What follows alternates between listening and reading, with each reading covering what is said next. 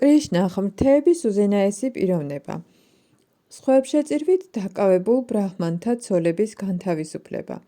გავიდა დილა, მენახირე ბიჭებს არ ესაუზმათ და ძალიან მოშივდათ. ისინი უმალვე კრიშნასთან და ბალარამასთან მივიდნენ და უთხრეს: ძვირფასო კრიშნა და ბალარამა, თქვენ ყოვლისშემძლენი ხართ და უამრავი დემონის მოკლა შეგიძლიათ, მაგრამ დღეს ჩვენ შიმშილი გვტანჯავს და ეს გვაწუხებს. გთხოვთ, რამენაირად გვიხსენით შიმშილისაგან. მოისმინეს რა მეგობრების თხოვნა, უფალმა კრიშნამ და ბალარამამ მაშინვე მოწყალება გამოიჩინეს სხვებშეწირვის შემსრულებელ ზოგიერთი ბრაჰმანის ცოლებისადმი. ეს ქალები უფლის დიადი ერთგულები იყვნენ და კრიშნამ მათ დალოცვის შესაძლებლობა გამოიყენა. მან განაცხადა: ჩემო ძვირფასო მეგობრებო, ახლო-მახლო მცხოვრები ბრაჰმანის სახლებს მიაშურეთ. ახლა ისინი ასრულებენ ვედურ მსხვერპლშეწირვას, რომელსაც ანგირასა ჰქვია, რამე თუ მათ ზეციურ პლანეტებზე ამაღლება სურთ. გთხოვთ ყველამ მათ მიმართეთ. შემდეგ უფალმა კრიშნამ გააფრთხილა მეგობრები. ეს ბრაჰმანები ვაიშნავები არ არიან. მათ ჩვენი სახელების კრიშნას და ბალარამას წარმოთქმაც კი არ შეუძლიათ. ისინი თავგამოდვებით მღერიან ვედურ ჰიმნებს, თუმცა ვედური ცოდნის მიზანს ჩემი პოვნა წარმოადგენს. მაგრამ იმის გამო, რომ სახელები კრიშნა და ბალარამა არ იზიდავთ, უმჯობესია ჩემი სახელით ნურაფერს თხოვთ. უკეთესი იქნება ბალარამას სახელით თხოვოთ, ცოტაოდენი წყალობა. ჩვეულებრივ მოწყალებას მაღალი კლასის ბრაჰმანებს აძლევენ, მაგრამ კრიშნა და ბალარამა ბრაჰმანის ოჯახში არ მოვლინებულან. ბალარამა ცნობილი იყო როგორც ვასუდევას, ქშატრიას ვაჟი. ვრინდავანში ყველამ იცოდა, რომ კრიშნა იყო შვილი ნანდა მაჰარაჯასი, რომელიც ვაიშებს ეკუთვნოდა. არც ერთი იყო ბრაჰმანთა წრის წარმომადგენელი. ამიტომ კრიშნა თვლიდა, რომ სხვებშეწირვით დაკავებულ ბრაჰმანებს შეიძლება არ მოსურვებოდათ ქშატრიას ან ვაიშევთვის მოწყალების გაღება, მაგრამ უკიდურეს შემთხვევაში, თუ ბალარამას სახელს წარმოთქვამთ, იქნებ ქშატრიასთვის არჩიონ მოწყალების გაღება, ვიდრე ჩემთვის, რადგან მე მხოლოდ ვაიშა ვარ. მოისმინეს რა ღმრთების უზენაესი პიროვნების ბრძანება, ბიჭები გაეშურნენ ბრაჰმანებთან და მოწყალებას თხოვეს. ხელდაკრეფილნი მიუახლოვდნენ და თაყვანისცემის გამოსახატავად მათ წინაშე დაემხნენ. ო მიწიერო ღმერთებო, გემუდარებით მოგისმინეთ. ჩვენ უფალმა კრიშნამ და ბალარამამ გამოგვაგზავნეს. იმედი გვაქვს ორივეს კარგად იცნობთ და ჩვენ ყოველგვარ სიკეთეს გისურვებთ. კრიშნა და ბალარამა აქვე ახლოს ძროხებს მწყემსავენ და ჩვენ მათ ვახლდით თან. თქვენთან ცოტაოდენის საჭმლის სათხოვნელად მოვედით. თქვენ ბრაჰმანები და რელიგიური პრინციპების მცოდნენი ხართ და თუ თვლით, რომ მოწყალება უნდა მოიღოთ, მაშინ ცოტაოდენი საჭმელი მოგვეცით და ჩვენც კრიშნასთან და ბალარამასთან ერთად შევექცევით მას. ადამიანთა საზოგადოებაში თქვენ ყველაზე პატივსაცემი ბრაჰმანები ხართ და ყველა რელიგიური პრინციპი უნდა იცოდეთ. თუმცა ბიჭები სოფლელები იყვნენ და რელიგიურ რიტუალთა ვედურ პრინციპებში თითქოს არ უნდა ყოფილიყვნენ განსწავლულნი, მათ გადაკვირით თქვეს, რომ კრიშნასა და ბალარამასთან ურთიერთობის შედეგად ყველა ეს პრინციპი იცოდნენ. მიმართეს რა ბრაჰმანებს, როგორც ყველა პრინციპის მცოდნეებს, ბიჭებმა ის აზრი გამოხატეს, რომ როდესაც ღმრთების უზენაესი პიროვნება კრიშნა და ბალარამა საჭმელს ითხოვენ, ბრაჰმანებმა მაშინვე უყოყმანოდ უნდა გასცენ რამე, ვინაიდან როგორც ბჰაგავად გიტაშია ნათქვამი, მსხვერპლშეწირვის შესრულება მხოლოდ ვიშნუს დასაკმაყოფილებლად არის საჭირო. ბიჭებმა განაგრძეს, უფალი ვიშნუ კრიშნასა და ბალარამას სახით დგას და იცდის და თქვენ დაუყოვნებლივ უნდა გაიღოთ საჭმელი, რომელიც მარაგში გაქვთ. მათ ისიც აუხსნეს ბრაჰმანებს, როგორ უნდა მიეღოთ საჭმელი. ჩვეულებრივ ვაიშნავები, ანუ უფლის წმინდა ერთგულები არ მონაწილეობენ უბრალო მსხვერპლშეწირვაში, მაგრამ ისინი კარგად ერკვევიან ისეთ ცერემონიებში, რომელთაც დიქშა, პაშრუ სამთა და სამუდრამანი ეწოდება. ადამიანს საკვების მიღების უფლება ეძლევა დიქშას პროცედურის შემდეგ და ცხოველის შეწირვის ცერემონიისა და საუდ არმინის, ანუ იმ ცერემონიის წინ, რომლის დროსაც სასმელსაც სთავაზობენ, ბიჭებმა თქვეს, თქვენი ცერემონიის ამ ეტაპზე შეგვიძლია თქვენი საკვები მივიღოთ, ვინაიდან ახლა ეს არ არის აკრძალული, ასე რომ შეგიძლიათ მოგცეთ საჭმელი. თუმცა უფალი კრიშნასა და ბალარამას თანამგზავრი ბიჭები უბრალო მენახირეები იყვნენ, ისინი ისეთ სულიერ დონეზე იმყოფებოდნენ, რომ სხვებშეწირვის ვედურ რიტუალებში გამოცდილი ბრაჰმანებისთვისაც კი შეეძლოთ კარნახი. მაგრამ სმარტი ბრაჰმანები, რომელთა ფიქრებიც მხოლოდ მსხვერპლშეწირვებს მოეცვა, ვერ მიხვდნენ უფლის ტრანსცენდენტული ერთგულების რჩევას. მათ სათანადოდ ვერც კი დააფასეს უზენაესი უფლის, კრიშნასა და ბალარამას თხოვნა. თუმცა კრიშნასა და ბალარამას სახელით მოყვანილი ყოველგვარი საბუთი მოისმინეს, არაფრად ჩააგდეს ისინი და ბიჭებთან ლაპარაკზე უარი თქვეს. ვედური მსხვერპლშეწირვების წესების დიდი ცოდნის მიუხედავად, ყველა ასეთი არაერთგული ბრაჰმანი, თუმცა თავს მაღალ საფეხურზე მდგომად თვლის, უმეც არის სულელი პიროვნებაა. ყოველი მათი მოქმედება უსარგებლოა. მათ არ იციან, რომ ვედების მიზანს, როგორც ეს ბჰაგავად გიტაშია ახსნილი, კრიშნას შეცნობა წარმოადგენს. ვედურ ცოდნასა და რიტუალებში წინსვლის მიუხედავად, მათ არ ესმით კრიშნა, ამიტომ ზედაპირულად ესმით ვედები. უფალმა ჩაიტანიამ გამოხატა უმნიშვნელოვანესი აზრი იმის შესახებ, რომ ბრაჰმანის ოჯახში დაბადება არ არის აუცილებელი. თუ კაცმა კრიშნა ან კრიშნას ცნობიერების მეცნიერება იცის, იგი ბრაჰმანზე მეტია და სულიერ მოძღვრად გახდომას იმსახურებს. არსებობს სხვადასხვა წვრილმანები, რომლებიც აუცილებლად უნდა იქნას დაცული მსხვერპლშეწირვის შესრულების დროს. ეს გახლავთ ადგილი, დრო, გარკვეული ატრიბუტები, ჰიმნები, წმინდა წერილთა დანაწესები, ცეცხლი, მსხვერპლშეწირვის განსწავლული შემსრულებელი, ნახევარღმერთები, მსხვერპლშეწირვის შემსრულებელი, თვითონ მსხვერპლშეწირვა და პროცედურები. ყველაფერი ეს კრიშნას დასაკმაყოფილებლად არის განკუთვნილი. დამტკიცებულია, რომ იგია ყველა მსხვერპლშეწირვის ჭეშმარიტი განცხრომელი, ვინაიდან უშუალოდ ის გახლავთ ღმრთების უზენაესი პიროვნება და უზენაესი აბსოლუტური ჭეშმარიტება მატერიალური გრძნობების აღქმისა და სპეკულაციური მსჯელობების მიღმა. იგი ჩვეულებრივი ბიჭივით იქცევა, მაგრამ მათთვის, ვინც საკუთარ თავს სხეულთან აიგავებენ, ძალიან ძნელია ამის შეცნობა. ბრაჰმანები დაინტერესებულნი იყვნენ მატერიალური სხეულის კეთილდღეობითა და მაღალ პლანეტებზე ამაღლებით, რომელთაც სვარგა ვასა ჰქვია. ამიტომ მათ საერთოდ არ შესწევდათ კრიშნას მდგომარეობის გაგების უნარი. როდესაც ბიჭებმა დაინახეს, რომ ბრაჰმანებს მათთან საუბარი არ სურდათ, იმედგაცრუებულნი დარჩნენ. მაშინ ისინი კვლავ უფალ კრიშნასთან და ბალარამასთან წავიდნენ და აუხსნეს ყველაფერი, რაც მოხდა. მათმა მონაყოლმა უზენაეს პიროვნებას ღიმილი მოჰგვარა. მან უთხრა, რომ ბრაჰმანებისგან უარის მიღების გამო არ უნდა განაწყენებულიყვნენ, ვინაიდან ასე ემართება მას, ვინც რაიმეს თხოვლობს. მან დაარწმუნა ისინი, რომ შეგროვების ან მათხოვრობის დროს ადამიანს იმის იმედი არ უნდა ჰქონდეს, რომ ყველგან წარმატებას ეწევა. მისი საქმიანობა შეიძლება ზოგჯერ წარუმატებლად დამთავრდეს, მაგრამ ამან გული როდი უნდა გაუტეხოს. უფალმა თხოვა ბიჭებს კიდევ წასულიყვნენ, მაგრამ ამჯერად მსხვერპლშეწირვებით დაკავებულ ბრაჰმანების ცოლებთან. მან ისიც უთხრა, რომ ეს ცოლები დიდი ერთგულები იყვნენ. ისინი მუდამ ჩვენზე ფიქრით არიან მოცულნი. წადით და ჩემი და ბალარამას სახელით ცოტაოდენი საჭმელი ითხოვეთ. დარწმუნებული ვარ, იმდენ საჭმელს მოგცემენ, რამდენსაც მოისურვებთ. კრიშნას ბრძანების შესასრულებლად ბიჭები უმალვე ბრაჰმანების ცოლებისკენ გაეშურნენ. ცოლები სახლში დახვდნენ. ისინი სამკაულებით მდიდრულად იყვნენ მორთულნი. ყოველგვარი თაყვანისცემის მიგების შემდეგ ბიჭებმა თქვეს, ძვირფასო დედებო, გთხოვთ მიიღეთ ჩვენი მოკრძალებული თაყვანისცემა და ისმინეთ ჩვენი ნათქვამი. ნება მოგვეცით გაცნობოთ, რომ უფალი კრიშნა და ბალარამა აქვე ახლოს არიან.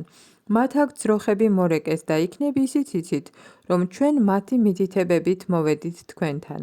ჩვენ ძალიან გვშია, ამიტომ საჭმელისთვის თქვენ მოგაკითხეთ. გთხოვთ მოგვეცით რაიმე საჭმელი კრიშნასთვის და ბალარამასთვის და ჩვენთვისაც. ამის გაგონებისთანავე ბრაჰმანების ცოლები კრიშნასა და ბალარამას გამო აფორი აქდნენ. მათი მოქმედებები სპონტანური იყო. მათ არ ესაჭიროებოდათ დარწმუნება კრიშნასა და ბალარამას მნიშვნელობაში, ვისი სახელების გაგონებისთანავე ისინი მათი ნახვის დიდმა სურვილმა შეიპყრო. გამუდმებით კრიშნაზე ფიქრის შედეგად მათ მაღალ სულიერ დონეს მიაღწიეს და ეს გახლავთ მისტიკური მედიტაციის უმაღლესი ფორმა. ბრაჰმანების ცოლებმა აჩქარებით დაიწყეს უამრავი ქილის გემრიელი სანოგავი დავსება.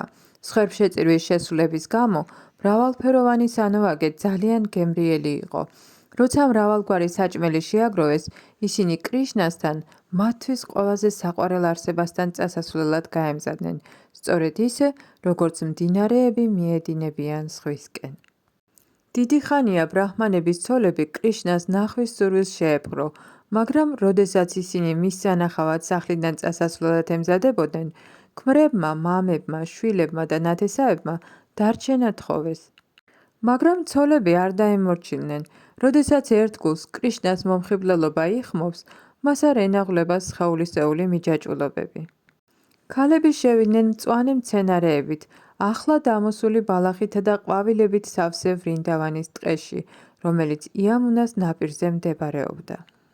ტყეში მათ იხილეს კრიშნა და ბალარამა, რომლებიც მოსიყვარულე მეგობარ ბიჭებთან ერთად ძროხებს მწყემსავდნენ.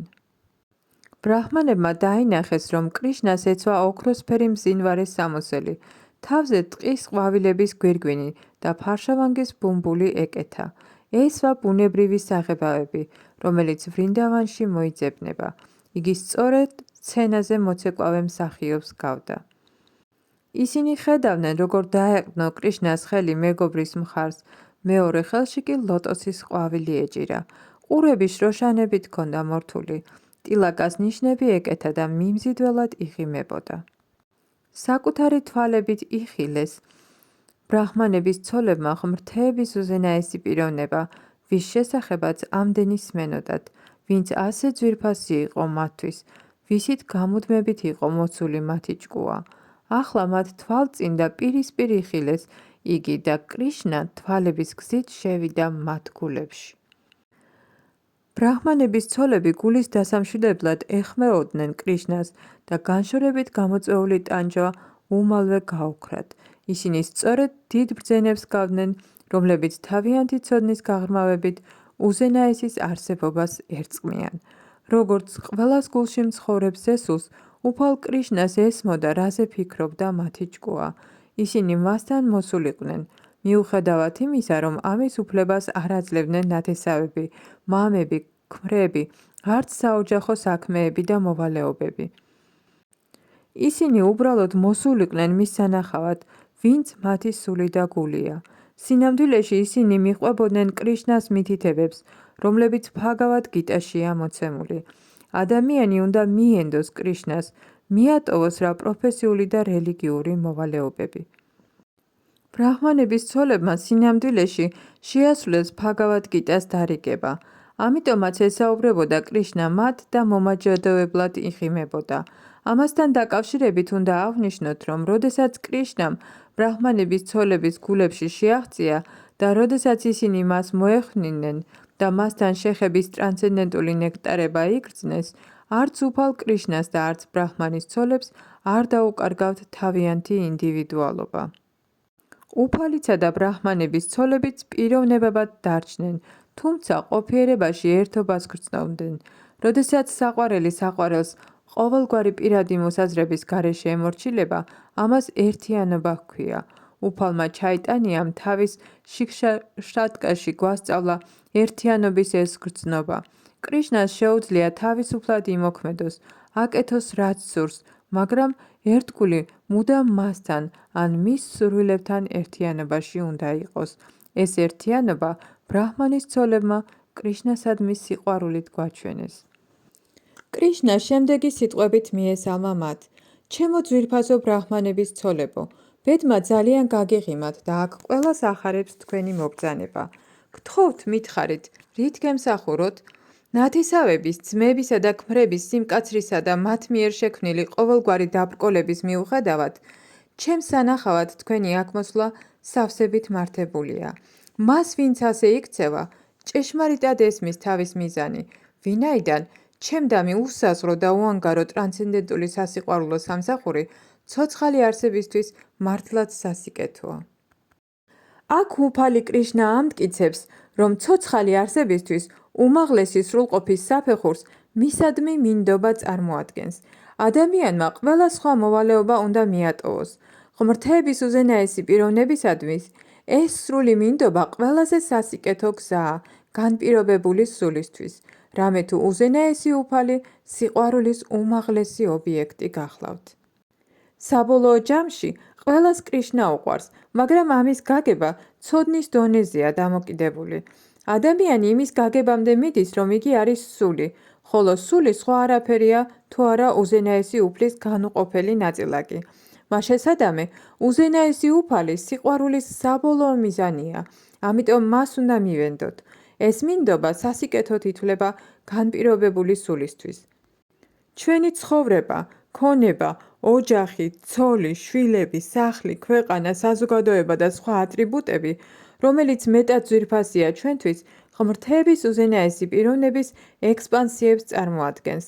იგია სიყვარულის მთავარი ობიექტი, რამე თუ ვრცელდება რა მრავალგვარი გზით, მისგან გვეძლევა ყოველგვარი ნეტარება, რომელიც ჩვენს სხვადასხვა მდგომარეობაზე, სახელმწიფო სხეულის, ჭკუის ან სულის მდგომარეობაზეა დამოკიდებული.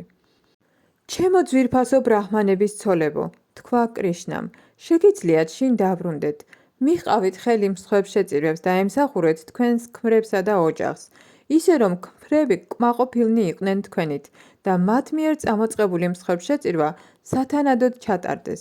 ბოლოს და ბოლოს ქმრები მეოჯახეები გყავს და თქვენი დახმარების გარეშე როგორ შეძლებენ დაწესებული მოვალეობების შესრულებას?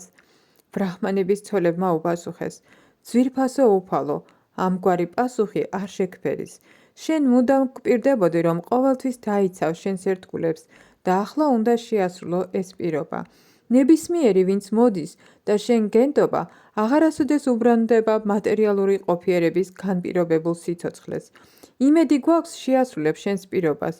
ჩვენ მივენდეთ შენს ლოტოსის წერფებს, რომლებიც ტულასის ფოთლებითაა დაფარული, ასე რომ აღარა გვაქვს ჩვენს ეგრეთ წოდებულ ნათესავებთან, მეგობრებთან და საზოგადოებასთან დაბრუნებისა და შენი ლოტოსის წერფების თავშესაფარის მიტოვების სურვილი.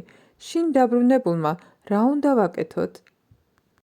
ქმრები, ძმები, მამები, შვილები, დედები და მეგობრები სახლში აღარ მიგვიღებენ, ვინაიდან უკვე ყველა მივატოვეთ. დასაბრუნებელი აღარსად გვაქვს, ამიტომ გემუდარებით, ნუ გთხოვ შინ დაბრუნებას, არამედ ისე მოაწყე, რომ დავრჩეთ შენი ლოტოსის წერფების ქვეშ და მუდამ შენს მფარველობაში ვიცხოვროთ. ღმრთების უზენაესმა პიროვნებამ უპასუხა, ჩემო ძვირფასო ბრაჰმანების ცოლებო, დარწმუნებული ბრძანდებოდეთ, რომ შინ დაბრუნებულებს ქმრები არ უარყოფენ, არც ძმები, შვილები და მამები იტყვიან უარს თქვენს მიღებაზე, ვინაიდან თქვენ ჩემი წმინდა ერთგულები ხართ.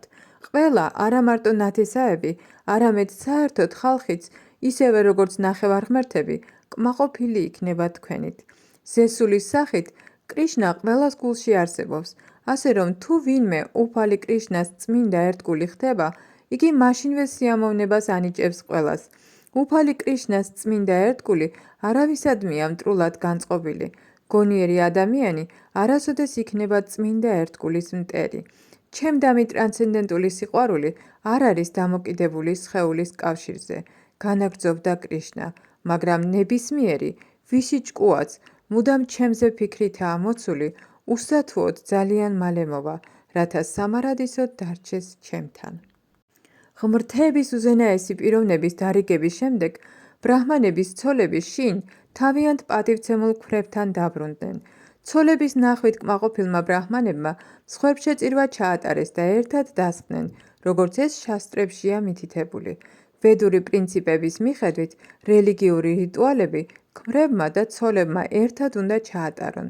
როდესაც ბრაჰმანების ცოლები დაბრუნდნენ, მსხვერპლშეწირვა სათანადოდ შესრულდა, მაგრამ ერთ-ერთი ბრაჰმანის ცოლმა, რომელიც ძალით დააკავეს კრიშნას სანახავად რომ არ წასულიყო, კრიშნას გარეგნობის აღწერის მოსმენისას მასზე ფიქრი დაიწყო და მთლიანად მასზე ფიქრში ჩაძირულმა დატოვა ბუნების კანონებით განპირობებული მატერიალური სხეული.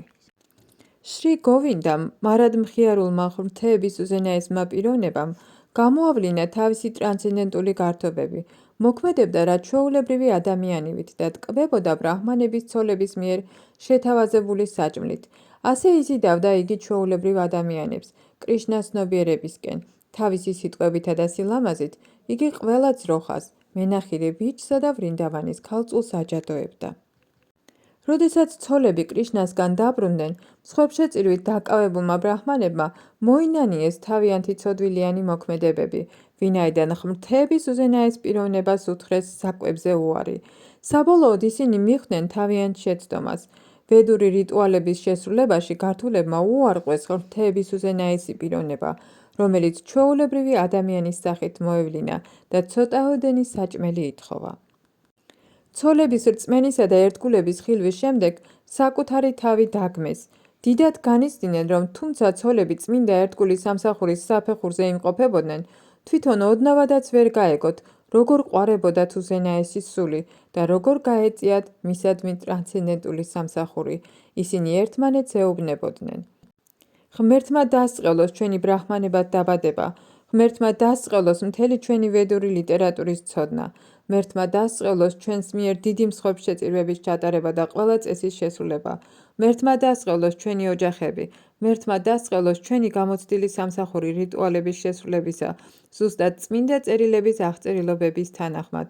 ჯანდაბას ყველაფერი, რამე თუ ვერ გავიღვივეთ, ტრანსცენდენტული სასიყვარულო სამსახური ღმრთების უზენაესი პიროვნებისადმი, რომელიც ჭკუის მსჯელობების, სხეულისა და გრძნობების აღქმის მიღმა იმყოფება.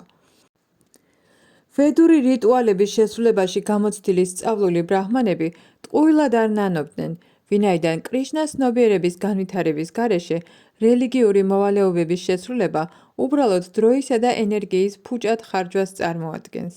ისინი ერთმანეთთან საუბარს განაგრძობდნენ.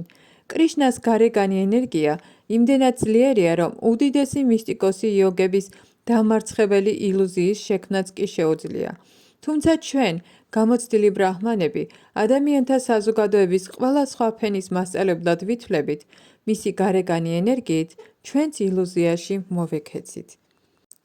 ერთი შეხედეთ, რა ბედნიერები არიან ეს ქალები, რომლებმაც ასე ერთგულებით მიუძღვნეს თავიანთი სიცოცხლე ღმრთების უზენაეს პიროვნებას კრიშნას. მათ შეუძლიათ იოლად გაწყვიტონ ოჯახური კავშირი, რაც ასე ძნელი საქმნელია. ოჯახური ცხოვრება ჰგავს ბნელ ჭას, მატერიალური ტანჯვების გასაგრძელებლად. ძირითადად ქალებს მეტად ალალი გული აქვთ, რის გამოც ადვილად შეუძლიათ კრიშნას ცნობიერების მიღება და როდესაც კრიშნას სიყვარული უკანო ვითარდებათ, იოლად ძალუძთ ილუზიის ბრჭყალებისგან თავის დაღწევა, რაც ასე უჭირთ ეგრეთ წოდებულ სწავლულ ადამიანებსაც კი. ვედური მითითებების თანახმად, ქალებს არ ეძლევათ არც წმინდა ზონრით ინიციაციის განწმენდი პროცესის გავლის, არც ბრაჰმაჩარიებად სულიერი მოძღვრის აშრამში ცხოვრების უფლება, არც მოწაფეობრივი წესის გავლას ურჩევენ. მათ აკლიათ თვითშემეცნების ფილოსოფიის გარჩევის უნარი. ბუნებით ისინი ას თუ ისე სუფთანი არიან და არც სასიკეთო საქმეებს არიან მიჯაჭვულნი, მაგრამ რას საოცარია, რომ მათ კრიშნასადმი ყველა მისტიკოსი იოგის უფლისადმი ტრანსცენდენტული სიყვარული განივითარეს, წამოიძახეს ბრაჰმანებმა. ყველას გვაჯობეს კრიშნას მტკიცე რწმენასა და ერთგულებაში, თუმცა ყოველგვარი განწმენდი პროცესების ოსტატებად ვითვლებით, მატერიალისტურ ცხოვრებაზე მეტისმეტად მიჯაჭვულებმა სინამდვილეში არ ვიცით რა არის ყველაფრის მიზანი. მენახილე ბიჭებმა მოგვაგონეს კრიშნა და ბალარამა, მაგრამ ჩვენ უარ ვყავით ისინი. ახლა კი ვფიქრობთ, რომ უბრალოდ ეს უზენაესი პიროვნების წყალობით მოწყობილი ოინი იყო, როცა მან მეგობრები ჩვენგან ერთი ფუთა საჭმლისთვის გამოგზავნა. თუ არადა, რაში დასჭირდებოდა მათი გამოგზავნა, რომ მოესურვა, იქვე დაუკმაყოფილებდა შიმშილს. თუ კი იმის მოსმენის შემდეგ, რომ კრიშნა თავის არჩინად ძროხებს მწყემსავდა, მის თვითკმარობას ვინმე უარყოფს, ან თუ ვინმეს ეჭვი შეეპარება იმაში, რომ მას საკვები არ სჭირდება, იფიქრებს რა, რომ იგი მართლა მშიერი იყო, იცოდეს, რომ ბედის ქალღმერთი მუდამ მის სამსახურში დგას. ამ გზით ბედის ქალღმერთი მოუსვენრობის ცუდი ჩვევისგან იკურნება. ისეთ ვედურ ნაწარმოებში, როგორიც ბრაჰმა სამჰიტა გახლავთ, ნათქვამია, რომ კრიშნას მის სავანეში დიდი მოწიწებით ემსახურება არა მარტო ერთი, არამედ ათასობით ბედის ქალღმერთი. ამიტომ ილუზიაა იმის ფიქრი, რომ კრიშნა ბრაჰმანებისგან საჭმელს მათხოვრობდა. სინამდვილეში ეს ოინი იყო. წყალობა გამოეჩინა მათდამი, რათა ბრაჰმანებს წმინდა ერთგულის სამსახურით მიეღოთ იგი. ვედური ცერემონიების ატრიბუტები, შესაფერისი ადგილი, შესაფერისი დრო, რიტუალების ჩასატარებლად საჭირო საგნები, ცეცხლი და ნახევარღმერთები, მსხვერპლშეწირვისა და რელიგიური პრინციპების შემსრულებელი, ყველაფერ ამის დამნიშნულება არის კრიშნას შეცნობა, რამე თუ კრიშნა ღმრთების უზენაესი პიროვნება ბრძანდება.